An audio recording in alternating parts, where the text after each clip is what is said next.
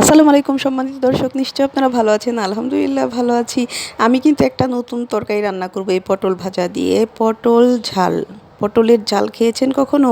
হ্যাঁ, এই পটলের ঝাল আজকে খাবেন। রান্নাটা দেখেন, এত মজার এত মজার। যারা পটল খায় না, যারা খেতে চায় না, তাদেরকে পটলের ঝাল রান্না করে দিবেন। অনেক মজার একটা তরকারি। তো পটল যেভাবে ভাজে আমি সেভাবেই কেটে পটলকে ভেজে নিয়েছি একটু হলুদ, লবণ আর হচ্ছে শুকনো মরিচ দিয়ে। তারপরে যে পেঁয়াজটা ভালো করে ভেজে নিয়ে তারপরে দেখা যায় কি পেঁয়াজটা ভেজে নিব। এরপর আবার একটু পানি দিয়ে দিলাম, আর পটলগুলো কিন্তু দিয়ে দিলাম, ভাজা পটলগুলো। তো ভাজা পটলগুলো দিয়ে দিয়েছি। এখন আমি আবার আরেকটু পানি যে ভালো মতো কষিয়ে, মানে ভালো মতো মোটামুটি কষালেই হবে, কারণ পটলগুলো এমনিতেই ভাজা। কষিয়ে তারপরে আপনি এই যে পানি দিয়ে দিবেন, যেভাবে আমরা তরকারি রান্না করি ঠিক সেভাবে, কিন্তু পটলটাকে ভেজে নেবেন আগে ভালো করে।